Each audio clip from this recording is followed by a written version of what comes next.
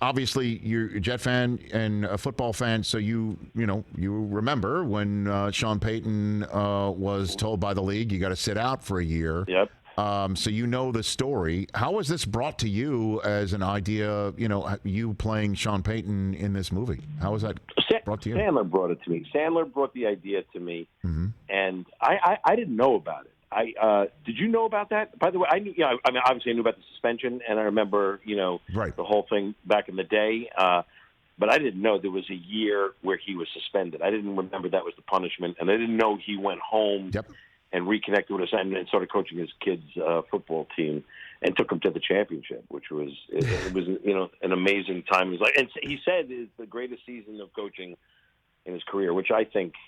Let's be honest, the Super Bowl, he's lying. He's clearly lying.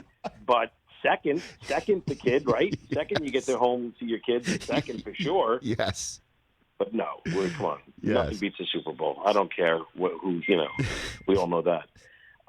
So I didn't know about that. But that was such an interesting story to me. The story was just, I couldn't believe it was actually true that he did that. And it just seemed like a perfectly great sports family movie to make. I mean, I was like, I couldn't believe it wasn't done, and I jumped in. You jumped in. So Sandler brings it to you.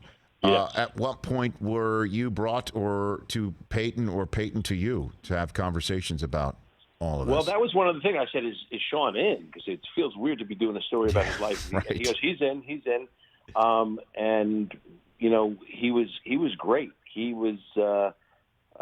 Chris Tatone, who is actually, it's a whole convoluted, it's a little story that him and Taylor Lautner are friends with Sean, and Chris dates Megan, who's Sean's daughter, and this and that. So they were all in the workings of this thing. Megan produced a piece called Cutting Oranges, which was like a small documentary piece on Sean coaching this team, and that's what we saw it and based it all on, and it was such a great story that Sean was in, and I went out there, and he couldn't have been better with me, man. He took me through everything. He took me to the Saints facility. He showed me. It was during the draft too, so everything was going on. I got to see how he operates, what he does, and try to take what I could and put some stuff in the movie. And it's also like a Bad News Bears type movie. It really didn't have much to do with the Saints.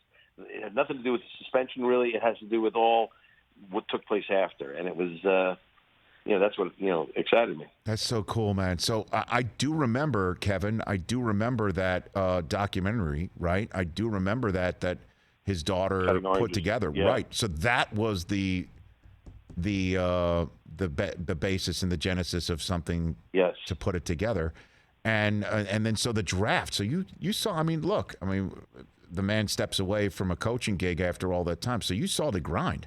I mean, you saw that's a serious time of year, but you also saw, I'm sure, how cool and chill he is, which is kind of crazy in the middle of the grind. I mean, you probably saw that. Everybody was coming up to him, and you see it, and he makes decisions. Like you just see what a pro he is. He knows what he's doing. I was just asking him questions about my Jets, and that was about it. And how are we going to fare? And he was very kind with that, and he said, "You guys will be okay." He was wrong. We weren't okay this season, but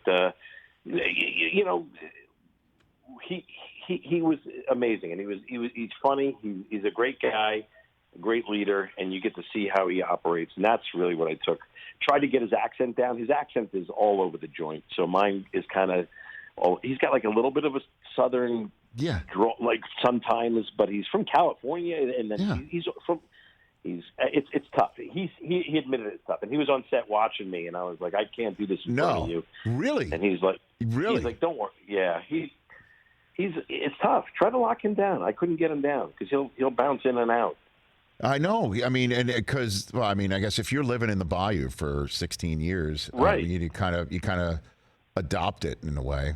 Yeah. And did Schneider scream, "You can do it" to him at any point in time? I mean, by the way, he did, and I don't think it made it into the movie. It just felt like it was not part of this movie, but he did. I think he's got to do that everywhere now. I think it is. Yes, it is. It is. Yeah. It is what America really wants, Kevin. You know, from Rob Schneider. I got Kevin James here, home team available. He was amazing in it, though. He was great in the movie too. He's fantastic. Well, I mean, this is great. I mean, some of the Sandler gang put back together for a movie with well, his wife is in it too, right? Jackie's in it too. She does she plays my wife, my ex-wife, and Schneider's current wife. But okay. How was it? And Adam was. This is all cool, right? I mean, obviously. Hey, I was ex-wife, so I didn't. It was more on Schneider because Schneider had to kiss her, I guess. So I was like, all right, that's up to you, man. I like working. Oh my God! It's available for streaming this coming Friday on Netflix. Home team Kevin James here on the Rich Eisen Show. So okay, this is great, man. And so did Peyton? Probably loved everything you've done. He must have known everything that you did because he's locked in on watching things and movies and TV, and he must have been very well versed on everything you did. He loved it. We had a fun time. He's a great man. I wish it was an honor to play him, and I wish him the best. Well, I'm telling you, Kevin, if there is a movie about his second year off from the NFL, you want to get in on that because I think he's about to live the Vida Loca over the next year. I think he is about to. He is about to go do that. Hey, you watched all the way to the end. Thanks for that. Watch more right here.